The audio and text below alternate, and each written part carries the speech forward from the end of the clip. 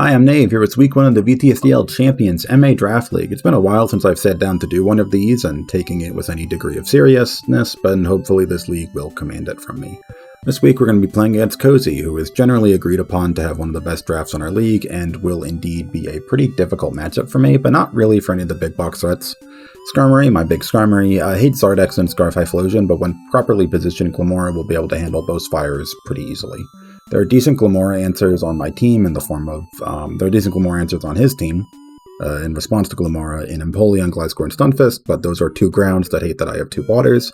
And Empoleon is a substantially larger problem for me, but I do have both Medicham and Diggersby, and it can only run one berry to live an Oko from them, so 50% of the time I will have an Oko on it all the time. Weavile's Fake Out is faster than my Medichams, which is annoying. Not only can it break my Skarm Sturdy if I decide to base form Tailwind in front of Typhlosion or boosted up Zardex, but it can also use Ice Shard to pick off my Pult, or also break my Skarm Sturdy with that, if I protect it in front of the Fake Out. But the biggest problem is going to be the Sinistcha, which will invoke a ton of item and moveset mind games on turn 1. Its redirection or healing, turn 1 game 1. Its redirection and healing isn't a problem more than its ability to set Trick Room. My best options in the Cozy will be my fast ones, and my chosen anti-Trick Room mon is Azumarill. It'll get owned by Magicant and can Empoleon with a stab, so I'm going to have to prioritize killing the Trick Room guy always. And a standard citrus herb, citrus berry, or mental herb with the standard Matcha, Rage Powder, Trick Room, Life Dew isn't going to be a problem at all. I just Brave Bird and move on with my day. If there's Intim, I'll double up on it, sure, but a Koba Sinistcha, which, to borrow a phrase from Jamie Boyd, I believe is the objectively correct item in this set, and or a Sinistcha carrying Protect will become a substantially larger threat for me to remove. Because my best means of making it go away is just to double up and accept whatever the other slot is doing to me. I don't want it to live to Matcha. I have a pretty big Matcha weakness. As you can see, I'm bringing 2 waters and a Medicham. So I just want to kill it, and I also have a lot of trouble fitting Taunt onto the team because Pult doesn't get it for some reason. But if the Sinistcha can protect and ruin and make my entire turn go away, then the matchup becomes a lot more complicated. I can handle doubling up into Sinistcha and having Zardex kill my Skarm. I can handle Typhlosion getting an Eruption off. I can handle all of that. I just can't handle not getting any momentum, because if I get a free switch, I get to bring in glimmora, and we'll get to why Glimmora's good later. But while I was getting a little ahead of myself, I'll just go over the team in order of the leads and kind of importance. And we'll just start with my first Imagine lead, which is Greninja plus Skarmory. I thought I could use the new Firefox Split View tool, but it doesn't play right with my monitor, so we're going to have to go one by one. Greninja's more interesting, so that's what we were starting with. Water Dark Walls to stab both Hisui and Typhlosion and White Weavile. I think that's a premier lead to prepare against, and it will be able to threaten an Oko on the Hisui and Typhlosion with both of its stabs, and Hydro Pump with Water Shuriken will be able to get Weavile. And it's also a decent option to finish off low HP Zards and snipe the Pashos on grounds if they come.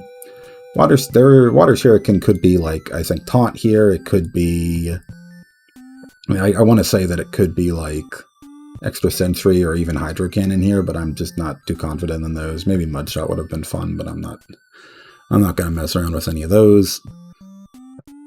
So a Koba Berry Sinistcha should always die to a Brave Bird plus Dark Pulse double up, and if it's not Koba and just dies to Brave Bird, I want my Greninja 168 to be a point faster than Skarmory, and this will hit 169. So the Dark Pulse can redirect into the other slot, assuming it is clicking redirection. I did debate over Black Glasses or Chople for a little bit. Chople will let me live at Tauros close combat, and if it's Scarf, I will be able to safely Oko as a Hydro Pump in return. And even if it's not Scarf, I will be able to get a statistically likely Water Shuriken kill. I mean, if it's or just gamble on a Hydro Pump again if it's White Herb. But I've decided that having more chip with Dark Pulse onto the Empoleon and only having the gamble hitting a Hydro on Typhlosion if it's Colbur will be worth the cost. I'll only have to click Hydro into Colbur Typhlosions. And then I have a Skarmory and a Dragapult for Tauros, and if Scarf Tauros locked in the CC, then Pult will beat it, or Skarm will Brave Bird it and negate its Intimidate, and that'll be fine.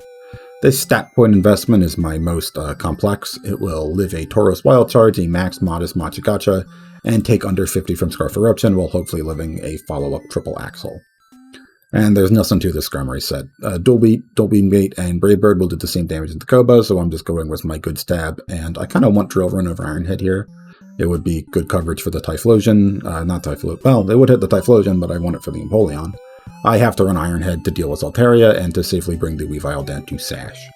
Running 1 point off max attack just because shifting that HP over that point over to HP will let me live a modest Heat Wave from Typhlosion.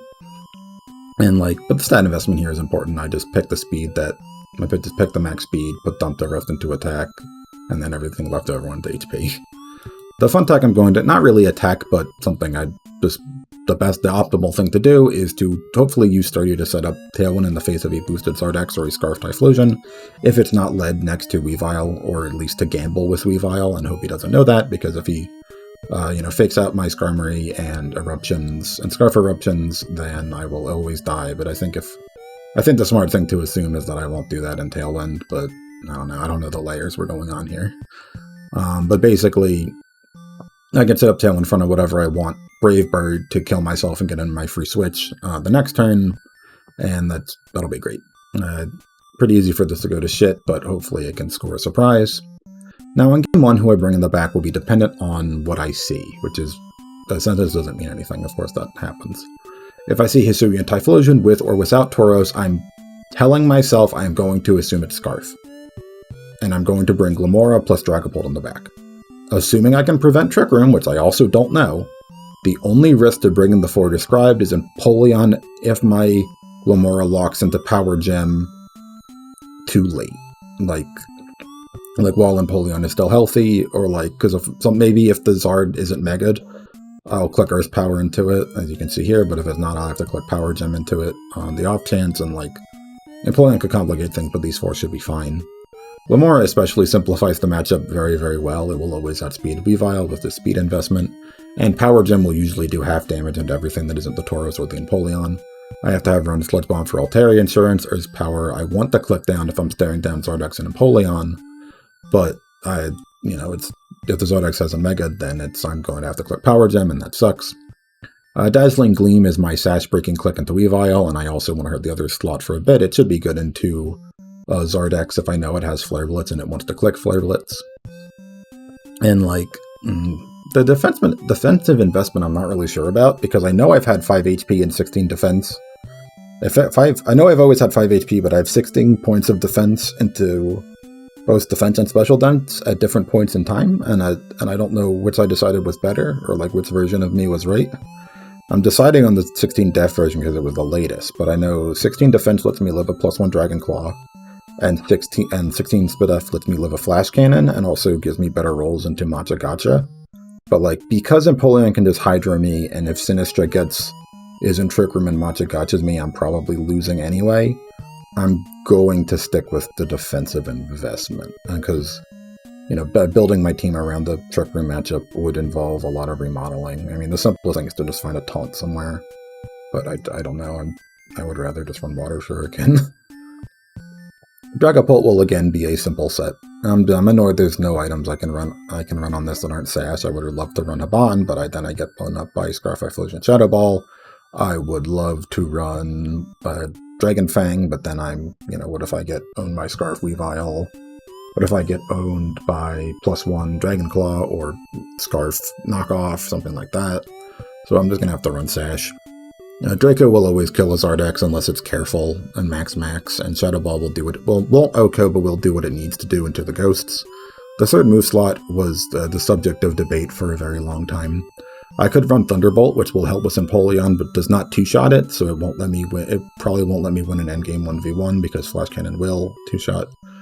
And I could run T-Wave to help Medicham or Azumarill, but that seems, or Wisp just to burn Tauros and Weavile. But those both seem less efficient than just hitting them. And the only real benefit to running screens would be to let Medicham live a Flare Blitz, which is only useful if I've also T-Waved it to let it close combat, and if I have Tailwind up, I'm just going to double attack into the Zard or Draco Meteor or something. So I've chosen Disable to hopefully beat the Scarfers, or just disable whatever the fuck I want. And I put in 3 points of defense here to live an Adamant, to live 2 hits of Triple Axle from Adamant Weavile, which will hopefully be enough.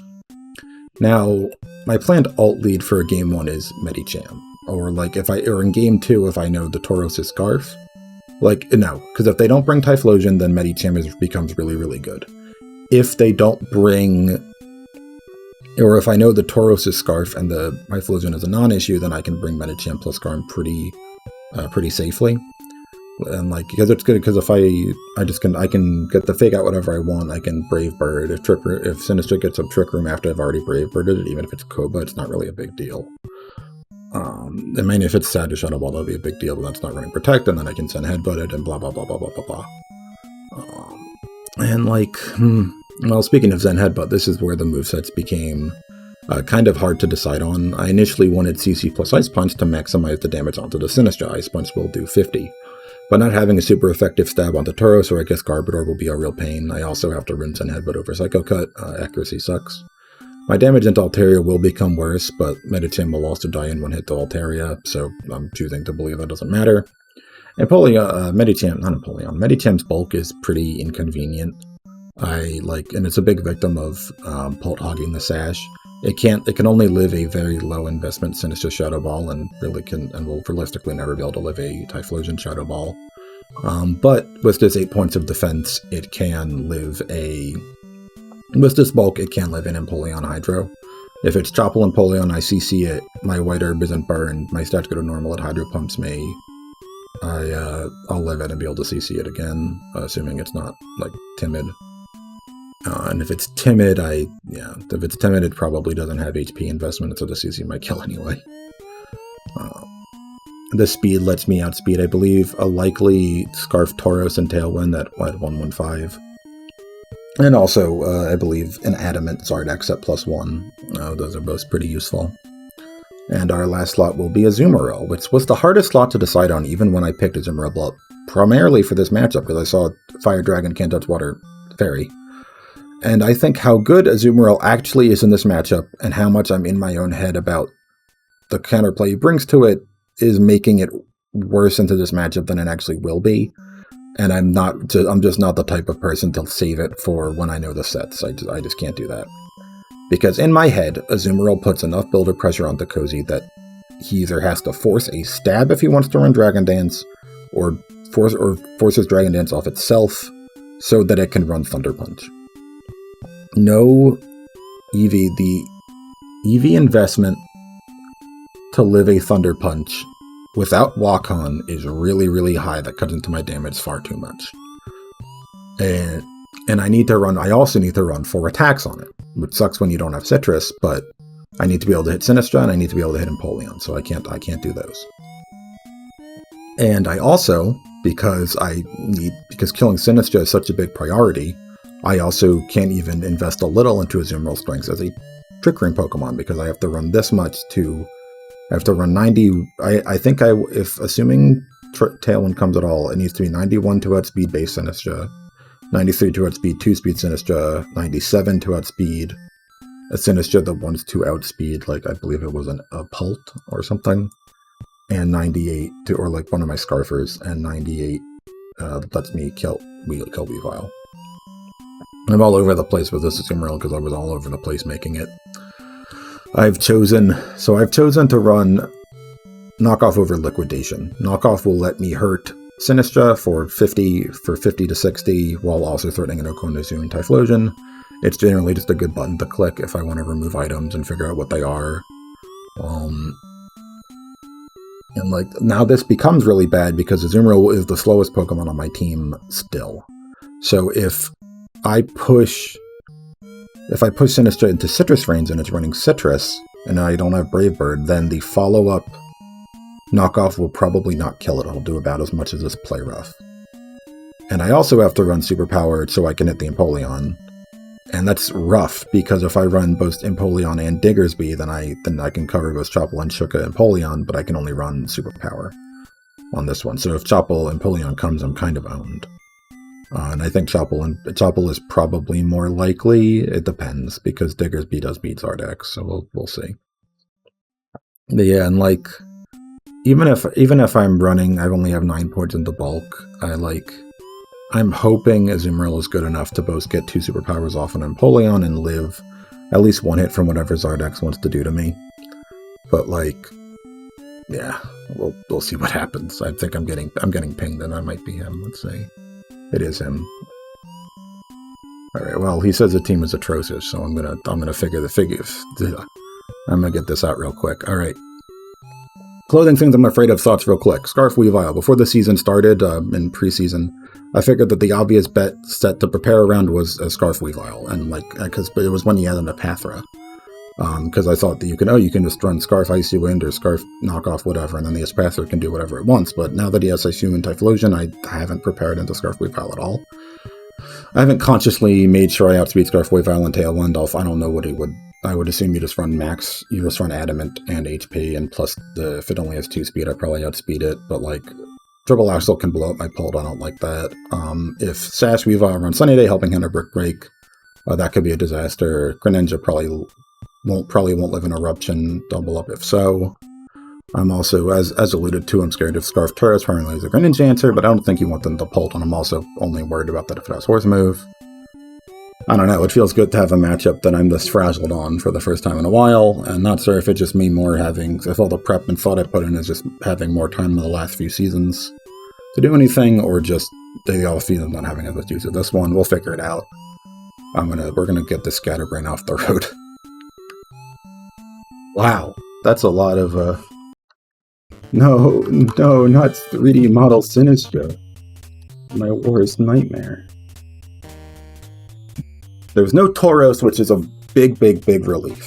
The Tauros opens up. Oh, no Tauros opens me up a lot. Running Altaria as a dual Mega is kind of annoying, but we'll figure it out. I have to send the replay. I forgot to send it. I'm recording this right after the last one, so I'm all out of breath from all that talking I have to do. That's scary. Alright, so I have to trust the process, right? I have to bring Glimmora in the back. I'm going to bring Skarman Grin. Altaria does make a problem for Greninja, but I'm going to trust that that having Skarman in the lead will make up the difference. I'm going to bring Glimmora, and I'm going to bring Pult. I just know it.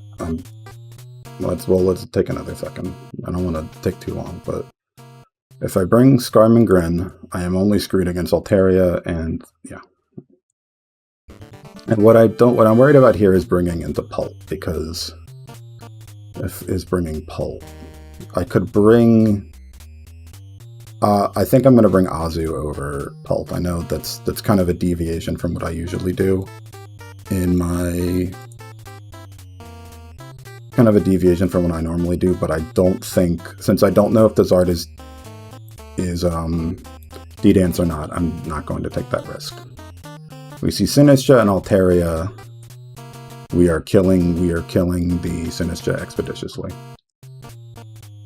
We need to figure out its item right now.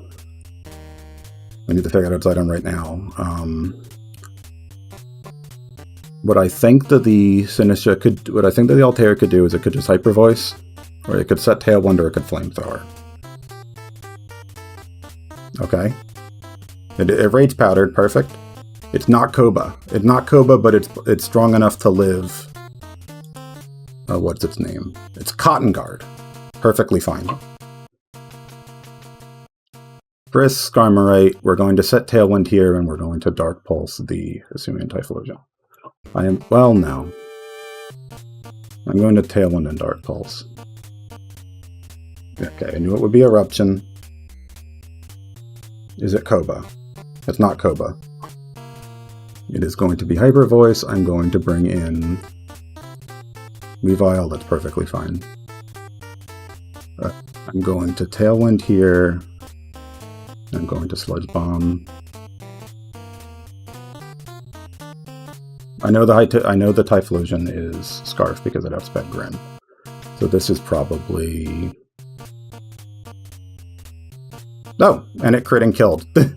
That's sad. That's... Oh. Anticlimax. Let's go into Sludge Bomb again for safety.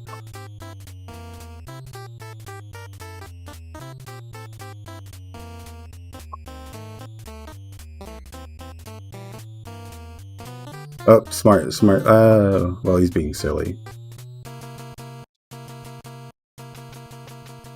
The hell is that? You.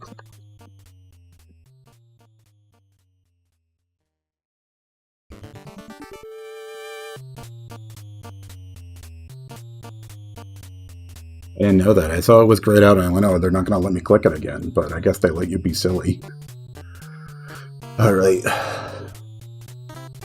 Now, I think this is where Zardex comes to screw up my day. I think there will be a little bit more proactive on... I think we're going to see a little bit more proactivity on...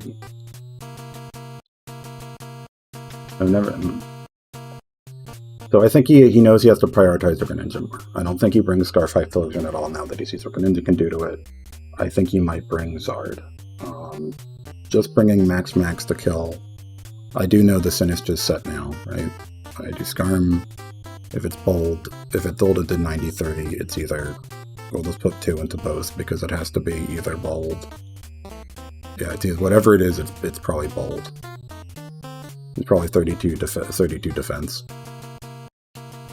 I know you are Hyper Voice and Cotton Guard and presumably Protect. I'm gonna bring less physical attackers. I think I'll bring Pull. I'll bring Pull. I'll bring Skarm. I'll bring glimmora. And do I want? I think I'll put Medicham in the back. Yeah, I will.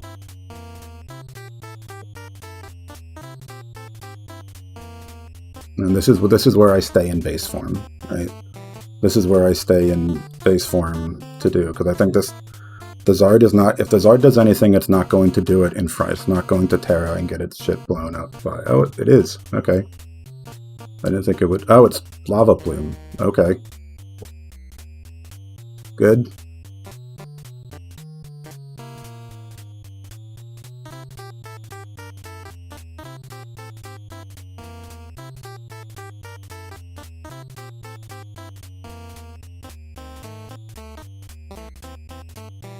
Getting a single target into that kind of sucks. Single target Lava Plume is kind of a pain in the ass.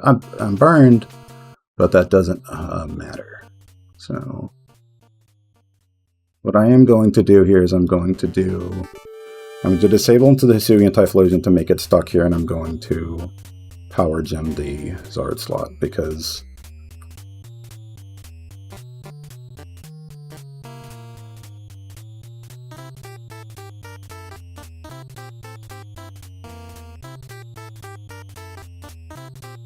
if it took 90, if it taken 90, then I don't think whatever it does is too much of a worry to me. It's too low. Lava Plume's a pretty smart tech. I mean, it's no... okay. Good.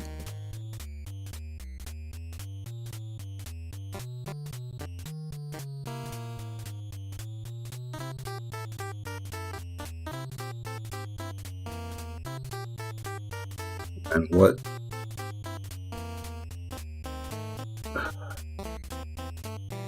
And this is kind of where it gets hard, right?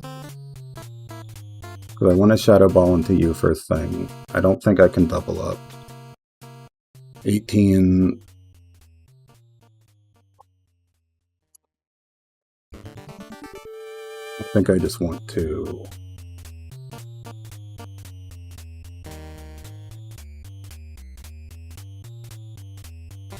I definitely have to preserve. I have to preserve this. I have to be able to Earth Power in the end game, and if it struggles, I'll have to die. This does 30. Totally fine.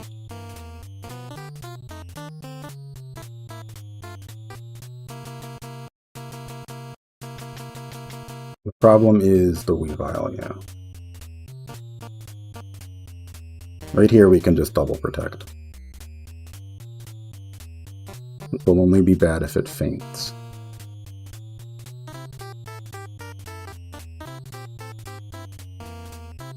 Yep, take out. And then here we're going to...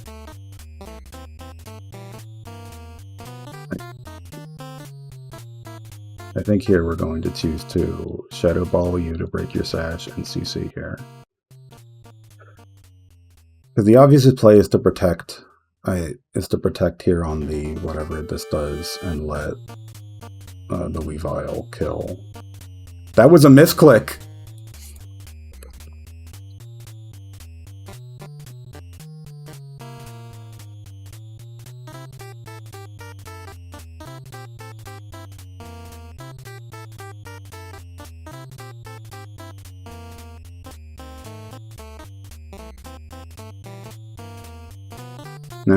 Now I can't force.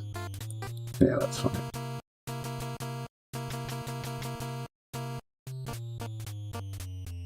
And then that's down fine. Now I'm going to be fine because of my investment that lets me live. A +1 Dragon Claw. 16 defense was correct. What do you know? GG's. The stupid Azumarill didn't have to come at all. Alright, well now we did it. We won our first season.